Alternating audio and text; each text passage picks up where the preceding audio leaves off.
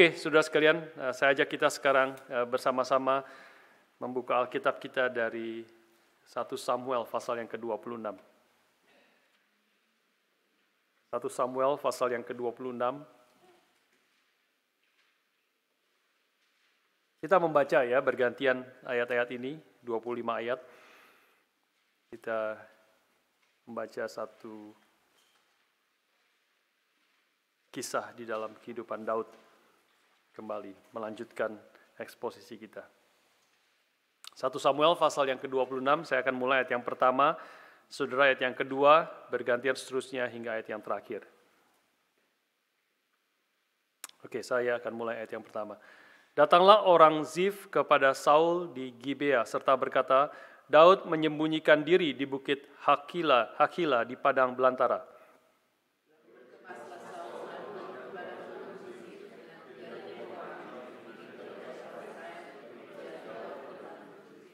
Berkemalah Saul di bukit Hakila yang di tepi jalan di padang belantara, sedang Daud tinggal di padang gurun.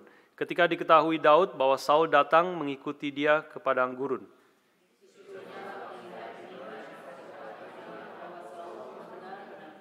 Berkemaslah Daud lalu sampai ke tempat Saul berkemah. Waktu Daud melihat tempat Saul berbaring dengan Abner bin Ner, panglima tentaranya, Saul berbaring di tengah-tengah perkemahan, sedang rakyat berkemah sekelilingnya.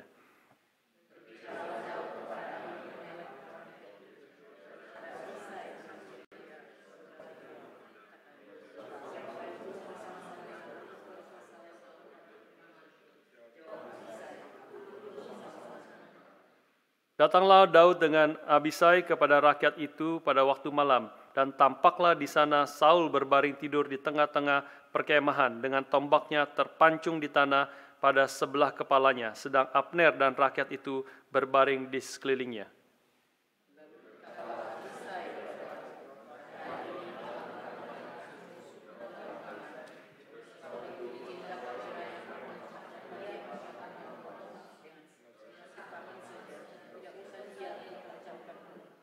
Tetapi kata Daud kepada Abisai, jangan musnahkan dia, sebab siapakah yang dapat menjamah orang yang diurapi Tuhan dan bebas dari hukuman?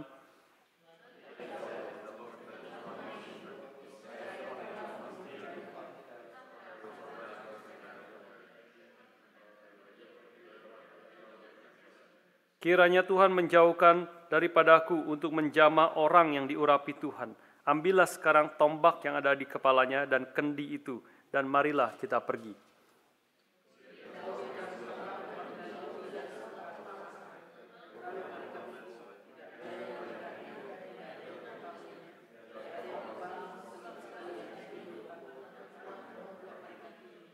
Setelah Daud sampai ke seberang, berdirilah ia jauh-jauh di puncak gunung sehingga ada jarak yang besar antara mereka.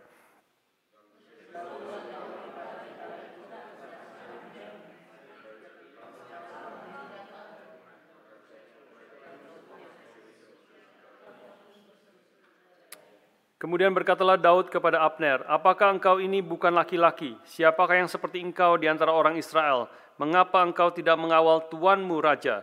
Sebab ada seorang dari rakyat yang datang untuk memusnahkan raja tuanmu itu.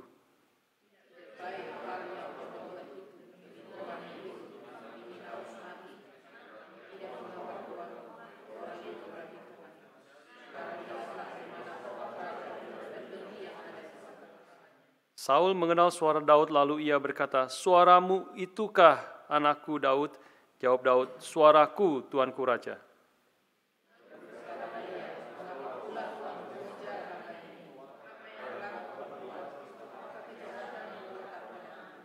Oleh sebab itu kiranya tuanku raja mendengarkan perkataan hambanya ini.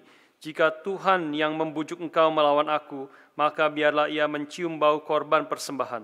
Tetapi jika itu anak-anak manusia, terkutuklah mereka di hadapan Tuhan karena mereka sekarang mengusir aku, sehingga aku tidak mendapat bagian daripada milik Tuhan dengan berkata, pergilah beribadahlah kepada Allah lain.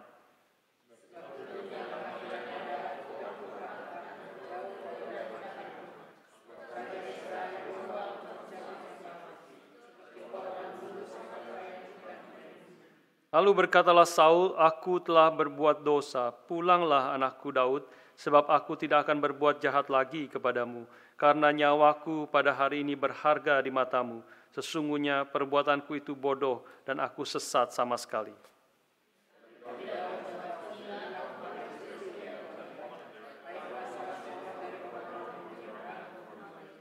Tuhan akan membalas kebenaran dan kesetiaan setiap orang, sebab Tuhan menyerahkan engkau pada hari ini ke dalam tanganku, tetapi aku tidak mau menjamah orang yang diurapi Tuhan.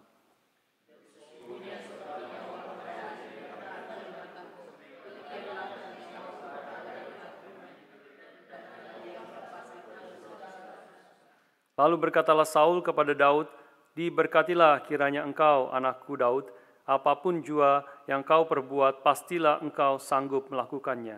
Lalu pergilah Daud meneruskan perjalanannya dan pulanglah Saul ke tempatnya. Kita berdoa sekali lagi, mohon pimpinan Tuhan. Bapa di surga, firman-Mu sudah kami baca dan kami saat ini siap untuk merenungkannya. Pimpinlah hamba-Mu, berbelas kasihan kepada dia sehingga dia boleh memberitakan firman Tuhan sesuai dengan apa yang Kau kehendaki untuk kami mendengar, mengerti, dan meresponinya. Siapkan hati setiap kami ya Tuhan, baik anak-anak-Mu yang ada di tempat ini maupun setiap saudara-saudara kami yang ada di rumah masing-masing. Tuhan yang pimpin berkati sehingga setiap firman Tuhan boleh sungguh-sungguh membentuk hidup kami sesuai dengan kehendak-Mu. Berbelas kasihan dan pimpinlah setiap kami ya Tuhan. Dalam nama Tuhan kami Yesus Kristus, kami bersyukur dan berdoa. Amin. Saudara sekalian, kalau saudara membaca bagian ini, pasal yang ke-26 dari 1 Samuel, maka saudara akan melihat banyak kemiripan dengan pasal 24. Ya, pasal 24 beberapa minggu yang lalu, 2 minggu yang lalu, kalau tidak salah kita, atau 3 minggu yang lalu kita membahas akan hal itu. Ya, bukan hanya karena judulnya NIV Indonesia juga memberikan judul untuk kedua kalinya Daud membiarkan Saul hidup.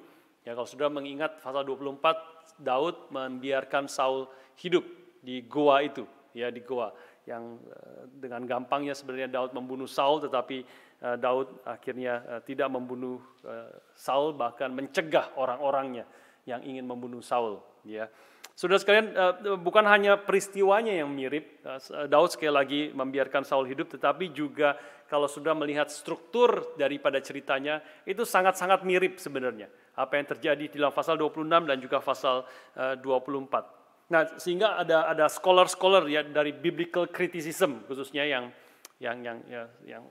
menyelidiki dan mengkritik Alkitab ya dengan tajam. Mereka mulai memunculkan mungkin ini sebenarnya peristiwanya sama, cuma dibikin variasi saja. Sebenarnya menunjuk pada peristiwa yang sama diulang, atau juga mungkin ada jadi tidak jelas sebenarnya apa yang sebenarnya sesungguhnya terjadi.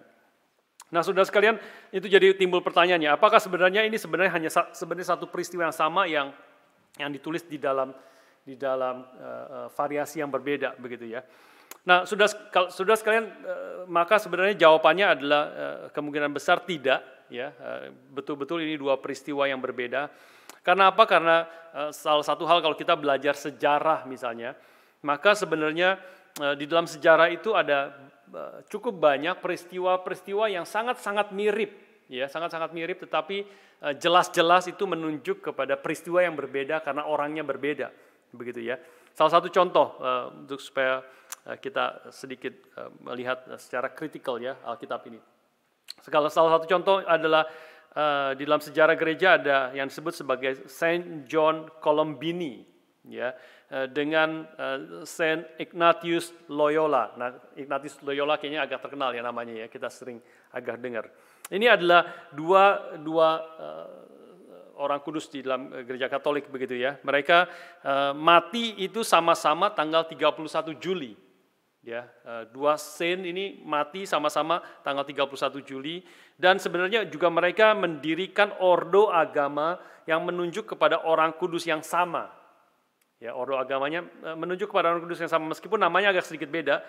Si Colombini itu mendirikan ordo agama yang bernama Jesuates atau Jesuits, ya.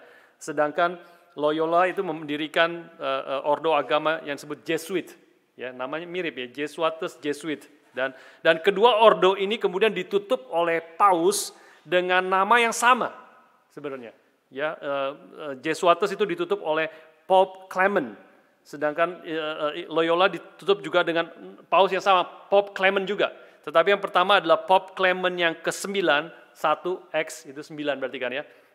Yang Loyola itu ditutup oleh Pope Clement ke-14, X1V gitu ya, 14 gitu ya. Jadi banyak sekali miripnya. Jadi sehingga seperti itu banyak orang ini mungkin tukar sebenarnya sama peristiwanya dan sebagainya. Tapi kalau sudah belajar sejarah sebenarnya kita tahu sekali ini dua orang yang berbeda karena John Columbus itu mati 31 Juli 1367. Sedangkan Loyola itu mati 31 Juli 1556. Ya, itu jarak yang cukup panjang, berapa ratus tahun sebenarnya. Ya, tetapi banyak sekali kemiripannya. Jadi saudara sekalian, ketika kita membaca bagian ini, 1 Samuel pasal yang ke-26, maka meskipun banyak kemiripan dengan pasal yang ke-24, tetapi sesungguhnya memiliki fokus yang berbeda. Ya, memiliki fokus yang berbeda dan ada detail-detail juga yang berbeda sehingga memberikan makna dan tujuan daripada penulis mencatat peristiwa yang agak mirip, yang mirip dengan pasal 24 tetapi memberikan penekanan yang berbeda. Penekanan di dalam pasal 26 ini adalah kita akan renungkan tentang dinamika hidup orang beriman. Bagaimana orang beriman, Daud khususnya tentu di sini, bagaimana iman itu dalam mengikut Tuhan ada dinamika yang menarik yang kita boleh belajar bersama-sama. Ada 4 hal yang kita akan renungkan bersama-sama di dalam pasal yang ke-26 ini. Yang pertama saudara sekalian, iman itu adalah iman yang sabar menanti karya Tuhan. Iman yang sejati adalah iman yang sabar menanti karya Tuhan di dalam hidup kita, begitu ya. Nah, kalau sudah melihat di sini itu di dalam bagian pertama ayat 6 hingga ayat yang ke-12 khususnya. Dan kita melihat di sini pertama-tama pengintai-pengintai Daud, saya katakan ini cikal bakal dari Mossad, Badan Intelijen Israel gitu ya. Ini mendapat info yang tepat bahwa Saul dengan 3.000 orang tentaranya itu berkemah di Bukit Hakila, ya, Hakila di situ ya.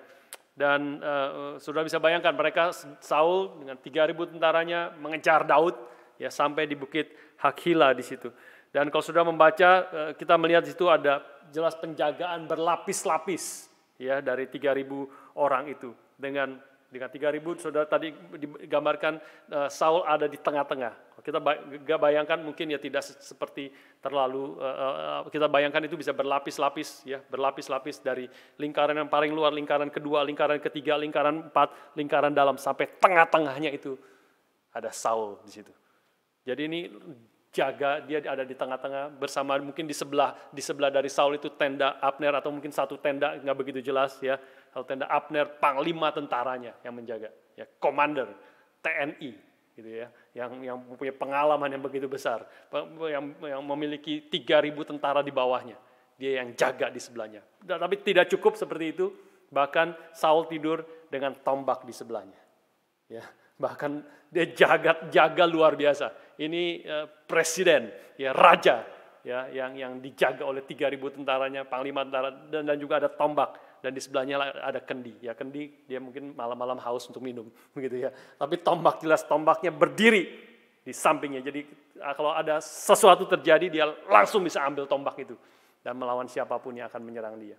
Ya, jadi itulah konteksnya, itulah settingnya. Kita boleh melihat keadaan seperti itu ya, dan disitulah kemudian Daud dengan Abisai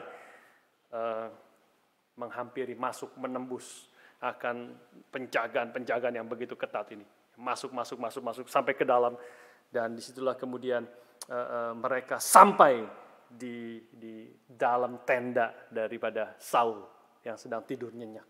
Ya, pasti tidur nyenyak tengah malam, dan situlah kemudian Abisai yang bersama-sama dengan Daud berkata, pada hari ini, this is the day that the Lord has made.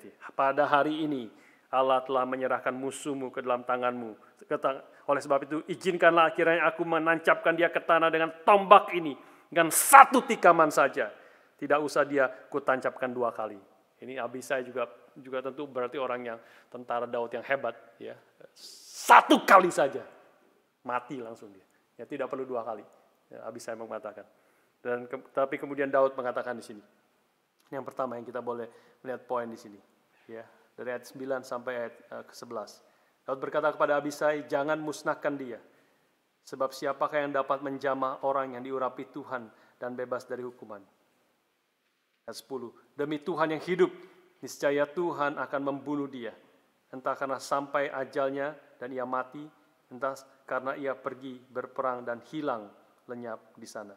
Kiranya Tuhan menjauhkan daripadaku untuk menjamah orang yang diurapi Tuhan. Ambillah sekarang tombak yang ada di sebelah kepalanya dan kendi itu. Marilah kita pergi." Saudara sekalian, ini adalah juga agak mirip dengan perkataan Daud sebelumnya di pasal 24, ya, yang dia tidak mau menjamah, membunuh orang yang diurapi Tuhan.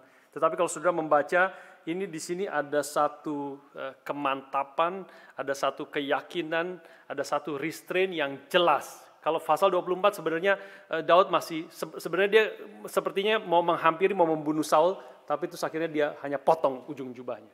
Dan waktu dia potong, dia rasa bersalah, begitu ya. Tapi di sini tidak ada rasa bersalah. Ya, dia sadar sekali, dia tahu sekali apa yang dia harus kerjakan, dan dia tahu sekali bahwa dia tidak akan menjamah raja yang diurapi oleh Tuhan itu. Saudara sekalian, ini adalah kemungkinan besar kesabaran yang berakar, yang boleh kita pastikan kesabaran ini berakal dari pengalaman dia pasal 24 dan juga pasal 25. Ya, pasal 25 kita mengetahui peristiwa tentang Nabal, yang akhirnya Tuhan sendiri yang memukul Nabal sampai mati. Daud tidak rencana membunuh, tapi dijaga oleh Abigail, kita masih ingat.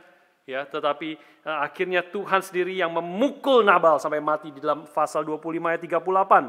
Saya bacakan bagi saudara. "Dan kira-kira 10 hari sesudah itu Tuhan memukul Nabal sehingga ia mati. About 10 days later the Lord struck Nabal and he died." Kata yang penting di sini struck, ya, memukul. Itu di dalam bahasa aslinya nagab, ya. Bahasa asli nagab itu berarti, dan karena kata ini juga yang dipakai oleh Daud di sini.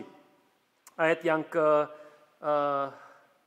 ke-10 sebenarnya, ya. Indonesia mengatakan, "Demi Tuhan yang hidup, niscaya Tuhan akan membunuh dia." Kata membunuh itu sebenarnya struck istilahnya, ya. "As surely as the Lord lives," David said, "the Lord himself will strike him." Nah, dengan kata yang sama yang dipakai di situ, seperti Tuhan membunuh akan Nabal. Daud yakin, tahu, percaya bahwa Tuhan juga akan membunuh akan Saul. Ya, saudara sekalian, jadi sehingga itu dia tidak akan menjamah. Biarlah Tuhan yang bekerja membunuh orang yang melakukan kejahatan, yang sedang mengejar-ngejar akan hambanya Daud, raja yang sudah diurapi itu. Saudara sekalian, inilah keyakinan Daud, ya. Dari pengalaman dia belajar, dari hampir dia berbuat kesalahan ketika dia membunuh Nabal, tapi dia melihat tangan Tuhan yang bekerja, sehingga di sini dia dengan yakin, dengan jelas dia tidak akan menjamah akan Saul dan membiarkan Tuhan yang pasti akan membunuh akan Saul dengan tangannya sendiri. Menarik sekali di sini, saudara sekalian. Saudara bisa melihat di sini bahwa Daud percaya penuh bahwa Tuhan akan membunuh atau strike Saul. Tetapi Daud itu tidak membatasi cara Tuhan bekerja. Ya, nah ini iman yang sabar menanti karya Tuhan, sabar menanti. Meskipun sudah ada di tangannya, Daud menjaga, tidak akan menjamah dia, biar Tuhan yang akan memukul dia. Tetapi dia juga, dan dia sadar Tuhan pasti akan memukul dia. Tetapi meskipun dia percaya, sadar Tuhan akan membunuh Saul, tetapi Daud tidak membatasi cara Tuhan bekerja. Ini poin yang menarik di sini, ya. Dia mengatakan di sini, niscaya Tuhan akan membunuh dia, ayat 10. Tapi dia tidak tahu, entah, ya, bagaimana cara membunuh dia, entah karena ia sampai ajalnya dan ia mati, entah karena ia pergi berperang dan hilang lenyap di sana. Dia tidak tahu. Dia percaya Tuhan akan membunuh Saul, tapi dia tidak tahu bagaimana Tuhan akan membunuh Saul. Nah, ini sesuatu yang menarik, saudara sekalian, di dalam kita boleh mengerti iman kita mengikut Tuhan. Ini adalah ciri dari iman yang sejati. Berbeda dengan apa yang disebut sebagai faith movement.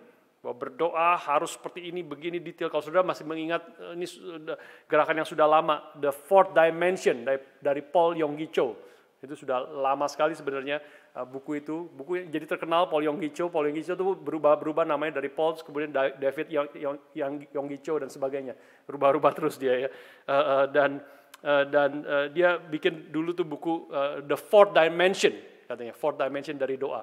Wah, doa itu ada 4 dimensi 4, dimensi yang keempat gitu ya. Dimensi keempat, apa itu dimensi keempat? Jadi kalau ketika kau berdoa, dia katakan kau harus membayangkan dengan detail.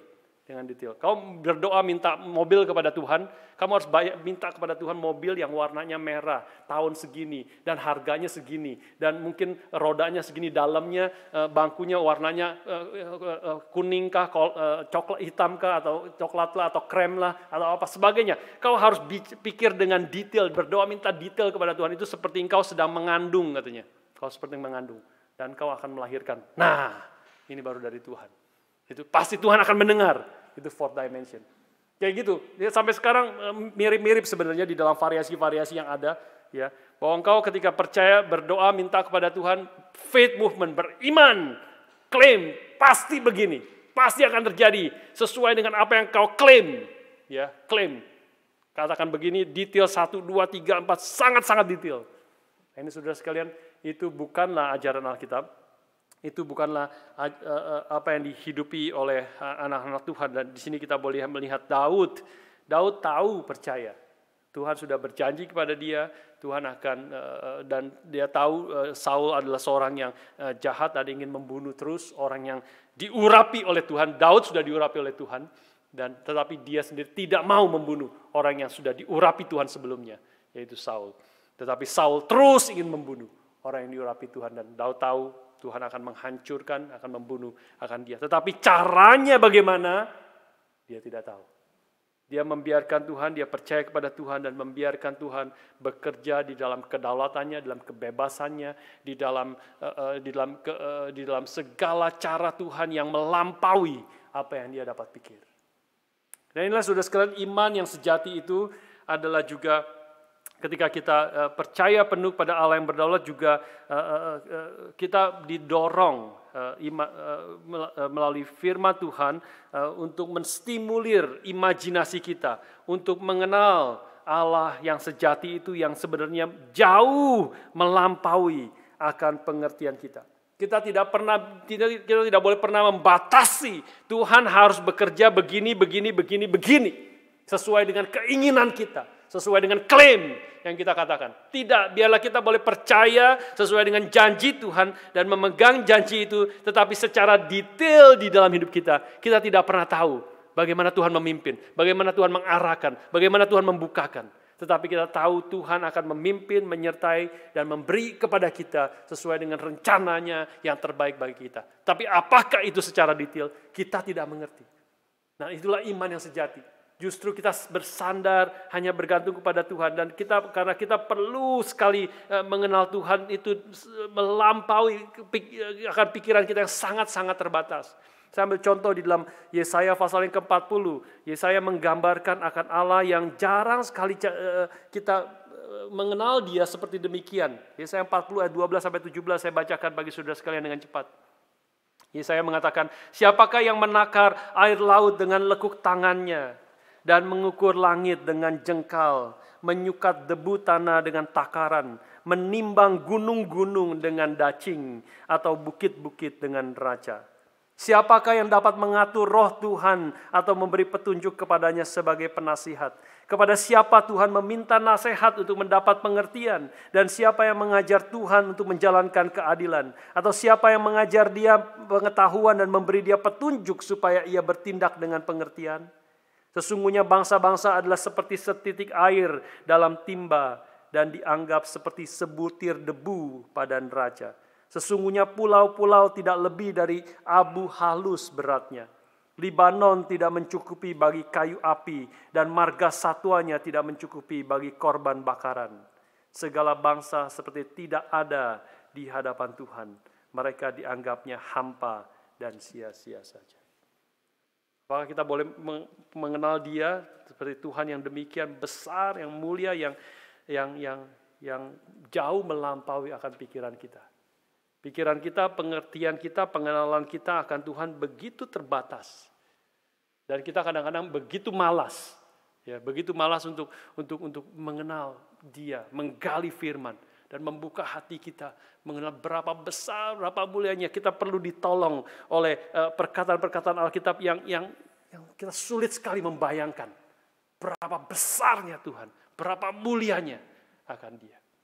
Tetap itulah yang iman yang sejati adalah iman yang membuka ruang di dalam sungguh-sungguh dan karena itu iman itu akan terus berdinamika, tidak akan berhenti. Karena kita tidak pernah habis mengenal berapa besarnya Tuhan, berapa mulianya Dia, berapa jalan-jalan yang tidak terselami oleh kita. Ya. Berapa banyak kita dalam hidup kita sebagai anak-anak Tuhan, kita seperti stuck gitu dalam pengenalan kita akan Dia. Dan membuat hidup kita jadi bosen. Ini bukan berarti hanya saudara sebagai jemaat Tuhan, kita sebagai hamba-hamba Tuhan kadang-kadang juga begitu. Ya, ada waktu-waktu seperti kita stuck, seperti kita sudah tahu, mengerti, mengenal, dan sudah mulai lesu, bosen. Sudah mulai bosen. Ya, apalagi saudara ada di rumah, saudara terus di rumah dan tidak mau keluar, saya rasa sangat-sangat berbahaya. Kalau yang mendorong saudara tidak mau keluar karena ya sudahlah begitu, sudah tahu tiap minggu ya begitu, setiap minggu begitu. Tidak, saudara. Biarlah kita boleh datang, mengenal Tuhan yang begitu besar. Bacalah tadi seperti Yesaya dan begitu banyak Alkitab yang menggambarkan berapa besarnya Tuhan, berapa mulianya Dia. Dan menstimulir pikiran kita, imajinasi kita, menstimulir hati kita untuk mengenal Dia yang mulia dan besar. Dan itu sangat-sangat penting untuk kita boleh mengenal Allah yang sejati, yang tidak dibatasi oleh pengertian dan pengalaman kita sendiri. Tapi di sisi lain, saudara sekalian, di sisi lain meski iman sejati itu tidak mengerti setiap detail akan cara Tuhan bekerja, dan setiap detail karena kita begitu terbatas mengenal Dia, tapi iman yang sejati itu di sisi lain adalah iman yang mengerti apa yang harus atau yang tidak boleh kita lakukan. Apa yang harus atau yang tidak harus kita lakukan. Sudah sekali di sini kita melihat Daud itu tahu bahwa dia mengatakan dia tidak tahu bahwa Tuhan akan bagaimana dia akan membunuh Saul, ya. Tetapi dia tahu, ini sisi lainnya ya, bahwa dia tidak boleh menjamah Saul yang diurapi oleh Tuhan. Jadi ada hal-hal yang dia tidak tahu, dan waktu dia tidak tahu, dia berserah, bersandar kepada Tuhan, dan sabar menunggu akan bagaimana Tuhan menyatakan akan kehendaknya, akan karyanya di dalam kehidupan dia. Tetapi sementara ada hal-hal yang dia tidak tahu, cara Tuhan, kebesaran, kemuliaan Tuhan, tetapi dia tahu satu hal, bahwa apa yang harus dia kerjakan, atau dalam hal ini, apa yang dia tidak boleh kerjakan. Dia tahu. Yaitu dia tidak boleh menjamah akan Saul, orang yang diurapi Tuhan. Nah, saudara sekali, ini juga sisi lain ya dari poin yang sama ini, bahwa kita mungkin tidak mengerti akan jalan Tuhan secara detail di dalam kehidupan kita, tetapi kita sesungguhnya tahu hal yang Tuhan sudah nyatakan kepada kita, dan itu cukup bagi kita sebenarnya, cukup bagi kita. Misalnya, kita tidak mengerti apakah Tuhan akan menyembuhkan orang yang kita kasihi. Kita tidak tahu. Apakah Tuhan akan menyembuhkan orang yang kita kasihi. Kita boleh berdoa dan minta pada Tuhan, itu sangat-sangat boleh. Ya, tetapi kita tidak tahu ultimately apakah Tuhan akan menyembuhkan orang yang kita kasih yang sedang sakit. Tetapi kita tahu. Iman yang sejati itu tahu bahwa Tuhan tidak akan meninggalkan umatnya. Bahwa Tuhan juga bekerja di dalam keadaan ini untuk mendatangkan kebaikan bagi orang yang mengasihi Dia. Kita tahu itu, kita pegang itu, kita berjalan itu, meskipun kita tidak tahu apa yang akan terjadi di depan. Ya, ku tak tahu akan hari esokku, tapi ku tahu siapa yang memimpin akan hari esokku. Seperti lagu yang kita sering nyanyikan. Misalnya kita tidak mengerti bagaimana Tuhan akan menolong menyelesaikan problem pernikahan yang sedang kita hadapi. Kita tidak mengerti. Berantem lagi, kita tidak mengerti. Damai dan kemudian nanti ada kesulitan lagi. Kita tidak tahu dan ketika mungkin ada pergumulan, mungkin putus asa, tidak tahu bagaimana ini bisa selesai persoalan yang sedang kita hadapi. Tapi kita tahu dalam keadaan itu. Misalnya, bahwa bagi suami misalnya, saya tahu bahwa saya tidak boleh berzina dalam keadaan kesulitan seperti ini. Nah, itu ada hal-hal seperti itu. Ya, itulah iman yang sejati. Iman yang sejati adalah iman yang di satu sisi ada hal-hal yang kita tidak mengerti dan bersandar, berharap, menyerahkan kepada Tuhan. Tetapi ada hal-hal yang kita tahu yang Tuhan sudah nyatakan kepada kita di dalam firman-Nya. Itulah yang kita tahu.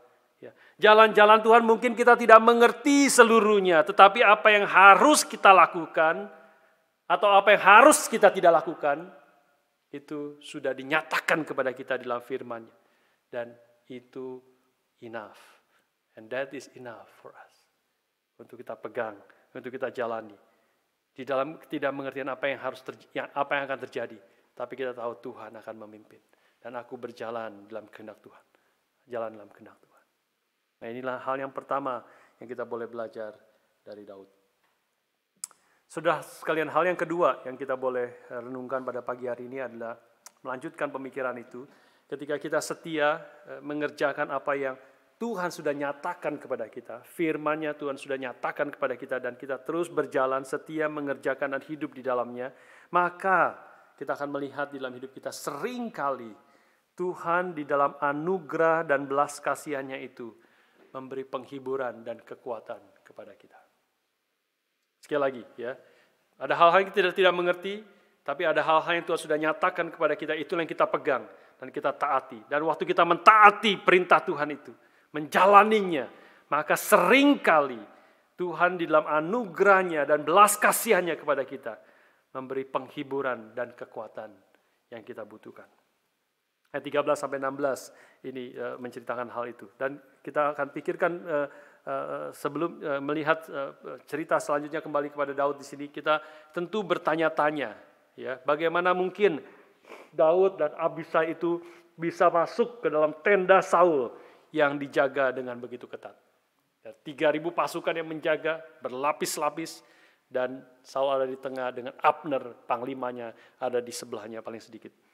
Dan ada tombak juga di sebelah akan Saul. Bagaimana Daud dengan Abisai bisa masuk? Tentu menunjuk juga kepada skill daripada Daud, ya, sebagai spy, ya, dan sebagai bisa menyelusup masuk dengan tidak ketahuan. Tetapi ultimately, terutama alasannya yang dinyatakan di dalam ayat 12. Kemudian Daud mengambil tombak dan kendi itu dari sebelah kepala Saul, lalu mereka pergi. Tidak ada yang melihatnya, tidak ada yang mengetahuinya, tidak ada yang terbangun. Saya menarik sekali di situ, ditekankan ya, diulang-ulang. Tidak ada yang melihatnya, tidak ada yang mengetahuinya, tidak ada yang terbangun, sebab sekaliannya tidur, karena Tuhan membuat mereka tidur nyenyak. Tuhan yang membuat mereka tidur nyenyak. Itu ultimately Daud menjadi berhasil masuk. Karena Tuhan yang menjaga Daud. Tuhan yang menyertai Daud di dalam menghadapi 3.000 orang tentara, dan ada di dalam, semua masuk ke dalam tenda daripada Saul. Maka perkataan Daud di dalam ayat yang ke-14 pasti terdengar seperti petir di tengah keheningan malam. Ayat 14, setelah Daud mengambil itu, pergi dengan Abisai dan pergi ke tempat yang agak jauh, aman, dengan mungkin ada bukit, ada lembah yang membatasi jarak yang cukup jauh.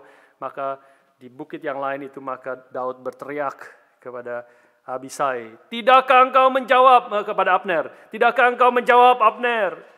Maka jawab Abner, katanya, "Siapakah engkau ini yang berseru-seru kepada raja?" Kemudian berkatalah Daud kepada Abner, "Apakah engkau ini bukan laki-laki? Siapakah yang seperti engkau di antara orang Israel? Mengapa engkau tidak mengawal Tuanmu raja? Sebab ada seorang dari rakyat yang datang untuk memusnahkan raja Tuanmu itu."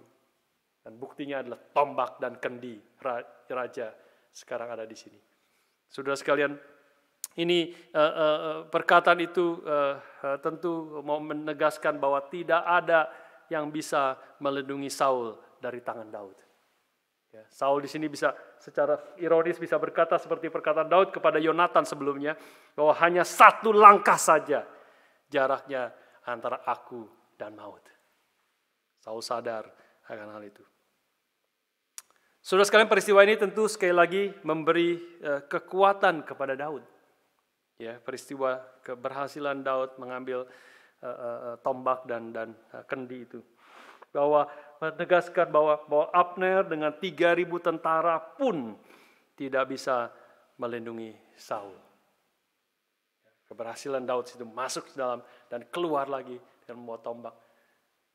Ini menghibur Daud, menyatakan memang betul Tuhan sudah serahkan Daud ke dalam tangannya, tapi dia tidak mengambil itu dan dia tidak membunuh Saul dengan tangannya sendiri.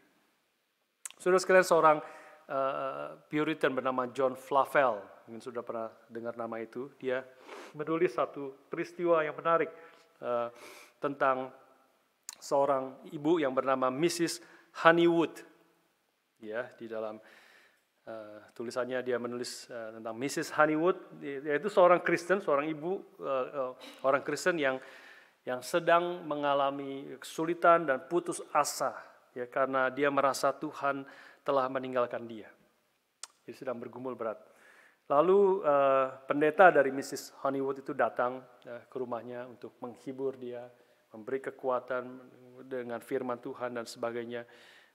Tetapi waktu pendeta mencoba menghibur, dia justru menjadi marah.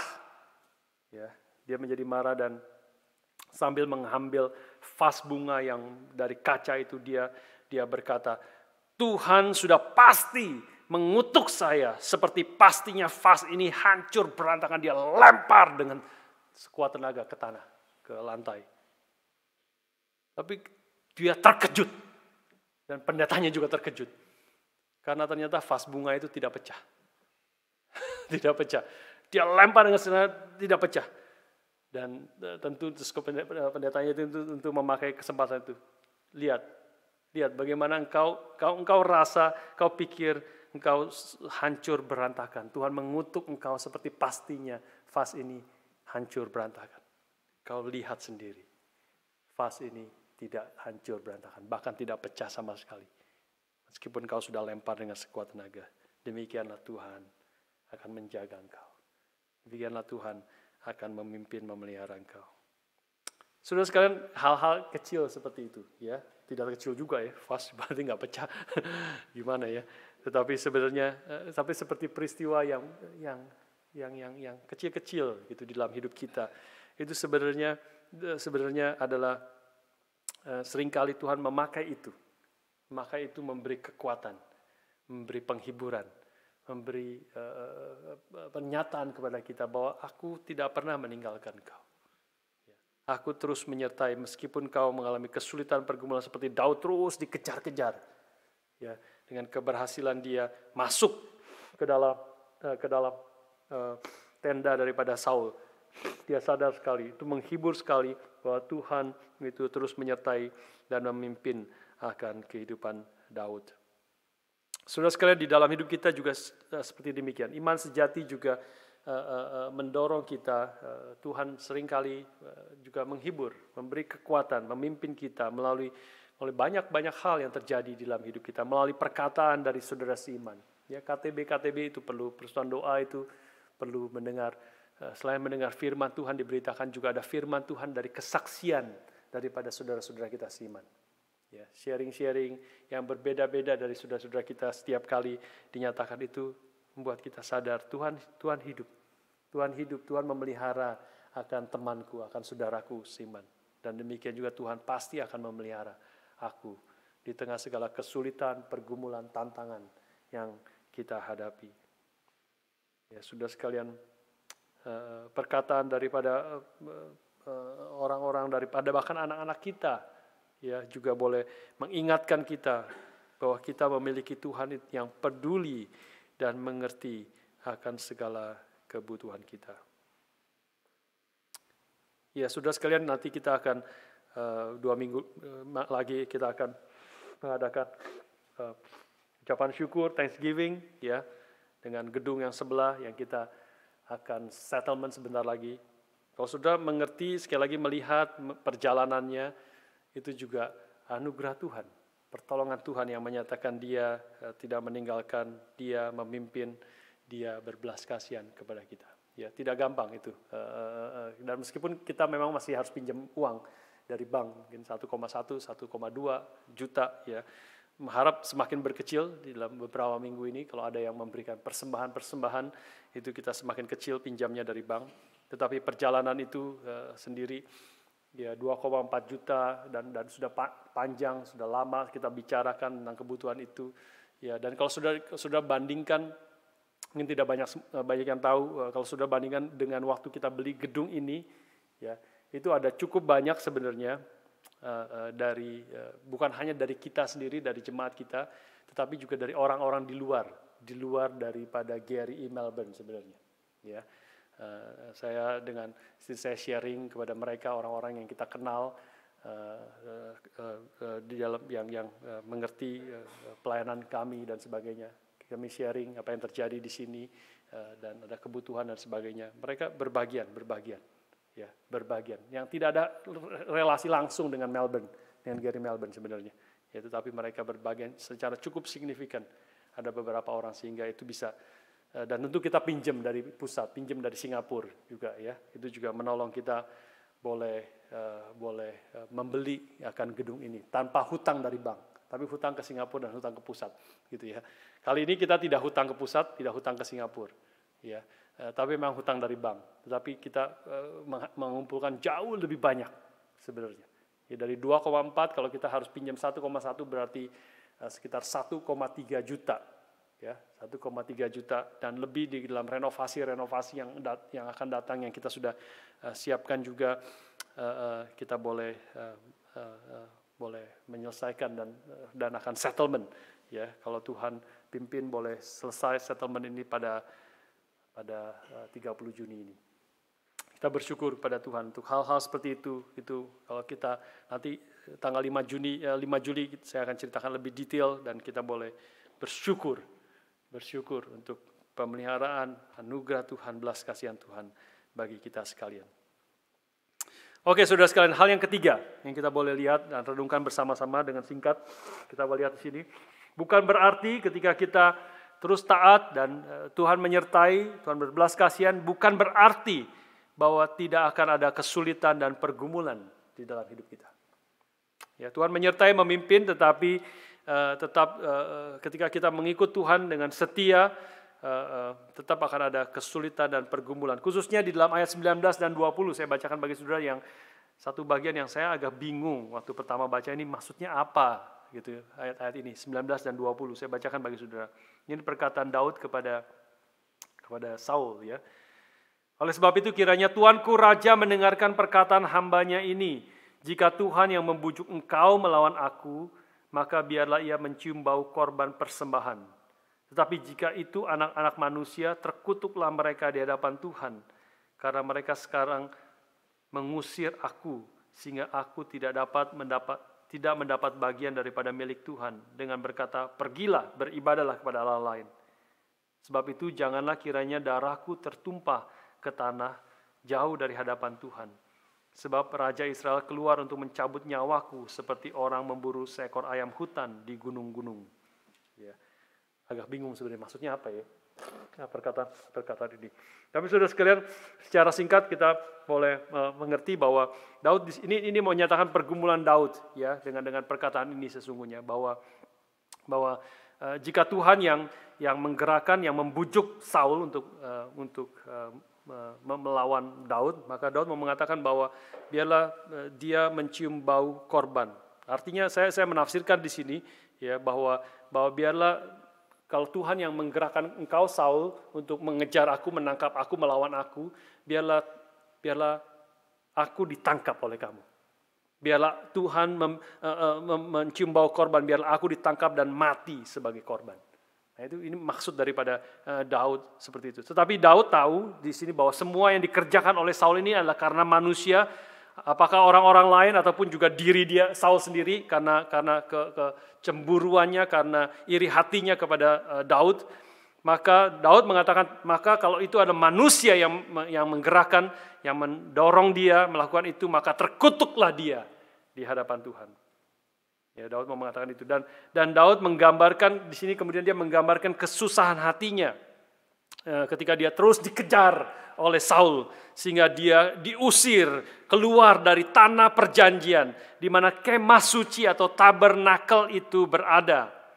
Ini adalah menunjuk kepada kehadiran Tuhan, the presence of the Lord di sini. Ya, dikatakan karena mereka sekarang mengusir aku dari hadapan Tuhan. Inilah ketika Daud dikejar dia harus keluar dari tanah perjanjian di mana tabernakel itu ada, sehingga dia jauh lari dari hadapan Tuhan. Nah, ini menjadi apa yang dimaksudkan oleh Daud di sini. Dia tidak berbicara tentang Allah yang maha hadir. Daud tahu sekali bahwa Allah itu maha hadir dimanapun dia bisa menyembah Tuhan. Ya, Mazmur 139 yang disebut adalah Mazmur Daud itu menunjukkan Daud tahu kemanapun dia pergi, ke tempat yang paling tinggi Tuhan ada, ke tempat yang paling dalam Tuhan pun ada, kemanapun dia lari Tuhan itu hadir. Ini tapi yang dimaksud Daud bukan bicara tentang omnipresence of God di sini, tapi bicara tentang kehadiran Tuhan yang khusus di dalam baitnya atau di dalam kemah yang suci itu, di tabernakel.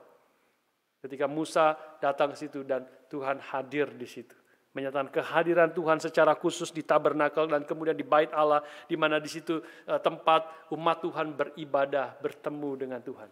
Di mana di situ adalah tempat umat Tuhan menaikkan doa-doanya, berkumpul bersama umat Tuhan dengan imam dan memberikan persembahan korban dan sebagainya di hadapan Tuhan. Ini yang Daud katakan di sini.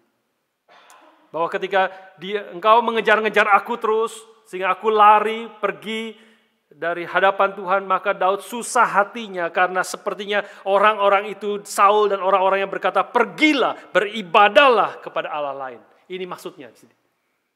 Ketika dia pergi, kau pergilah, tidak usah di sini. Karena pergilah, beribadahlah kepada Allah lain. Dan ini membuat kesusahan daripada Daud, karena kita tahu membaca kerinduan Daud yang paling dalam itu adalah berada di hadapan Tuhan di tempatnya yang kudus. Saya bacakan kepada saudara Mazmur Daud, Mazmur ayat 63, juga salah satu Mazmur Daud. Dia berkata di situ, ya Allah, engkaulah Allahku, aku mencari engkau, jiwaku haus kepadamu, tubuhku rindu kepadamu, seperti tanah yang kering dan tandus tiada berair. Demikianlah aku memandang kepadamu di tempat kudus. Nah itu ya, di tempat kudus, in your sanctuary. Ya, yang ada di tabernakel itu. Sambil melihat kekuatanmu dan kemuliaanmu. Sebab kasih setiamu lebih baik daripada hidup. Bibirku memegahkan kau. Dan seterusnya. Inilah kerinduan Daud yang terdalam. Tetapi dia, ketika dia dikejar-kejar oleh Saul, dia seolah-olah tidak bisa, bukan seolah-olah, memang dia tidak diperbolehkan untuk datang ke bait Tuhan yang kudus, ke sanctuary, di tempat kudus Tuhan. Sehingga dia seolah-olah orang-orang Israel dan Saul berkata, kau beribadah saja kepada Allah lain. Dan itu menjadi kesusahan yang besar bagi hidup Daud. Inilah kesusahan Daud karena dia tahu bahwa tanpa kehadiran Tuhan dia tidak akan mampu menghadapi segala kesulitan yang akan dihadapi di depan. Ini pergumulan Daud, ya. Nah, inilah menjadi aplikasi kita. Biarlah kita juga ada kerinduan yang sama, ya. Meskipun tadi saya katakan kita tetap bisa beribadah di rumah kita masing-masing, ya. Tetap bisa beribadah, dan kita bersyukur untuk YouTube, untuk Zoom yang kita boleh pakai dengan teknologi yang ada. Kalau sudah bayangkan waktu flu Spanyol terjadi ratusan tahun yang lalu, ya tidak ada boro-boro Zoom, boro-boro YouTube, ya internet tidak ada, komputer tidak ada, telepon saja mungkin sangat-sangat susah telepon. Bagaimana? Dan bagaimana mereka beribadah? Ya menjadi sangat-sangat susah. Kita bersyukur kepada Tuhan ada Zoom, ada YouTube. Kita boleh beribadah tetap di rumah kita masing-masing. Tetapi tetap itu tidak bisa menggantikan. Menggantikan akan kita boleh datang bersama-sama, berkumpul.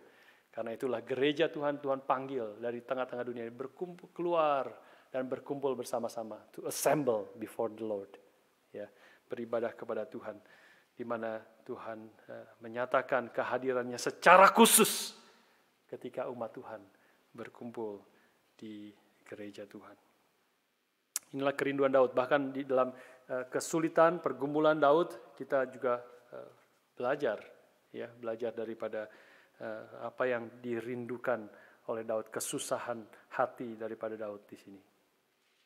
Yang terakhir, saudara sekalian, yang terakhir, keempat, di tengah pergumulan dan kesulitan yang dihadapi oleh Daud, maka Daud tetap memiliki pengharapan iman yang pasti.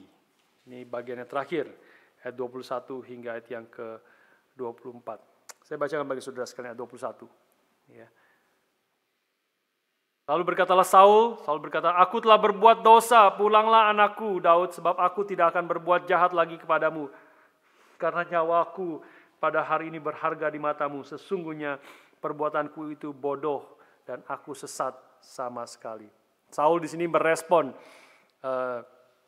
kepada Daud dengan banyak hal di sini ya. Dengan satu ayat dia menyatakan pengakuan dosa, menyatakan kesalahannya, dia menyatakan undangan, "Kemarilah, pulanglah anakku Daud." Dia menyatakan juga janji ya bahwa sebab aku tidak akan berbuat jahat lagi kepadamu, dan juga dia menjelaskan dasar daripada janjinya itu. Ya, dari satu ayat Saul meresponi akan Daud. Tetapi Daud berespon kembali dengan bijaksana. Dia tidak percaya begitu saja kepada Saul. Ya, karena kita tahu sudah terbukti di masa-masa sebelumnya bahwa perkataannya itu tidak bisa dipegang, dan bahkan dia sendiri mengakui, "Saya bertindak bodoh, perbuatanku itu bodoh, aku sesat." Maka Daud tidak akan mempercayakan dirinya kepada Saul. Dan menarik perkataan Daud ayat 24. Ya, di sini. Ayat 24. "Dan sesungguhnya seperti nyawaku pada hari ini berharga di matamu, Saul, demikianlah hendaknya nyawaku berharga di mata Tuhan, dan hendaknya Ia melepaskan aku dari segala kesusahan." Mungkin kita akan pikir kalau kalimat pertama dikatakan, "Dan sesungguhnya seperti nyawaku pada hari ini berharga di matamu, Saul," maka kalimat selanjutnya kita pikir Daud akan berkata, "Demikianlah hendaknya nyawaku berharga di matamu." Sebaliknya dong. Ya. "Sesungguhnya nyawamu sekarang berharga di mataku, demikianlah biarlah sekarang ini nyawaku berharga di matamu." Tidak, tapi Daud tidak mengatakan itu. Waktu dia mengatakan sesungguhnya seperti nyawamu pada hari ini berharga di mataku, maka demikianlah hendaknya nyawaku berharga di mata Tuhan. Tidak di mata Saul. Daud tidak menyerahkan dirinya kepada Saul. Ya. Dia tidak percaya kepada Saul. Dia tidak berharap kepada Saul. Dia hanya berharap kepada Tuhan. Daud tidak menggantungkan harapannya kepada Saul, tetapi hanya kepada Tuhan yang pasti akan menegakkan keadilannya dan dengan membalaskan setiap orang berdasarkan kebenaran dan kesetiaannya. Itu yang dikatakan ayat 22 ya, dan 23 khususnya. Tuhan akan membalaskan kebenaran dan kesetiaan setiap orang, sebab Tuhan menyerahkan engkau pada hari ini ke dalam tanganku, tetapi aku tidak mau menjamah orang yang diurapi Tuhan. Saudara sekalian, inilah pengharapan iman yang pasti dari Daud dan juga bagi kita hari ini, bahwa Tuhan akan melepaskan dia dari segala kesusahan yang dia sedang hadapi. Ya.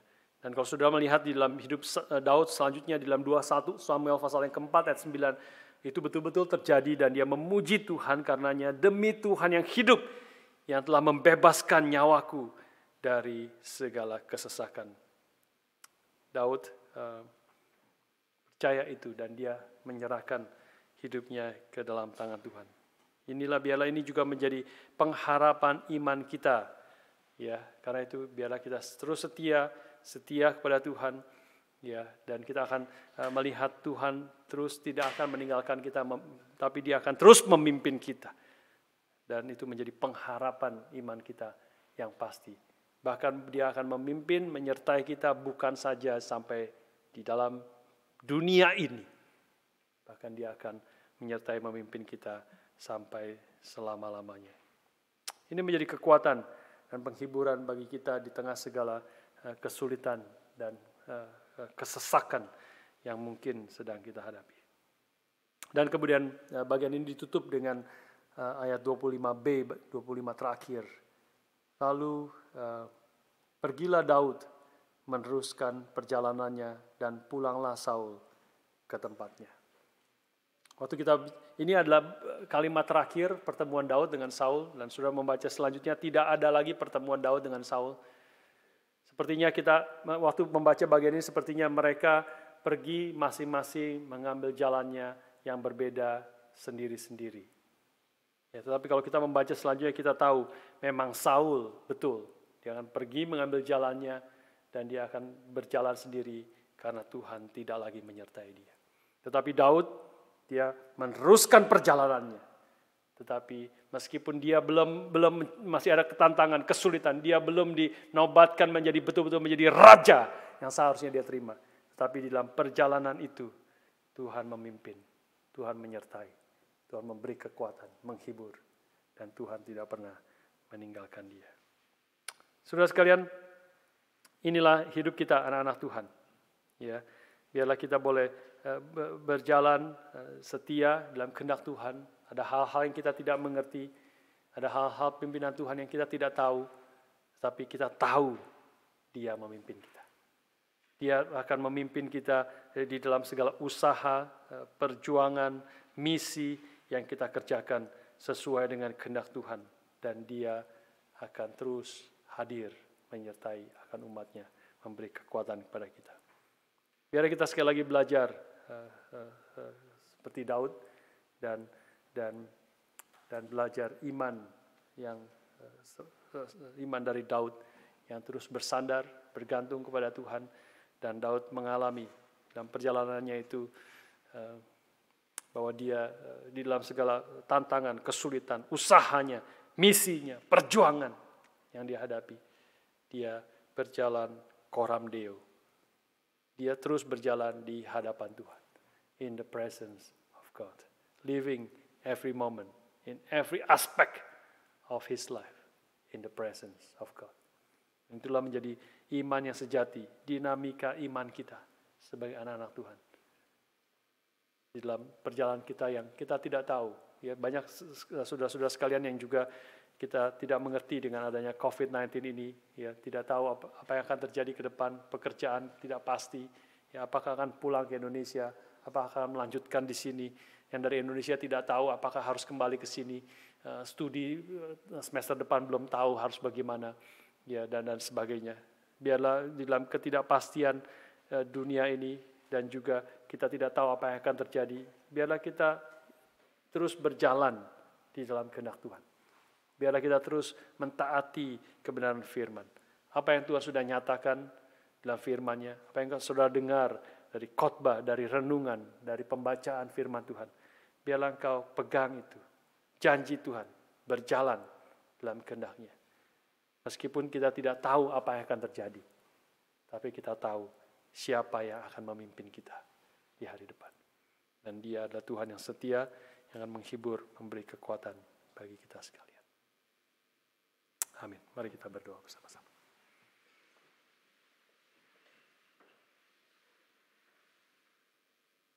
Bapa, terima kasih. Bapa, terima kasih. Bapa di dalam surga, puji terima kasih. Sekali lagi kita bersyukur dengan berdiri bersama-sama.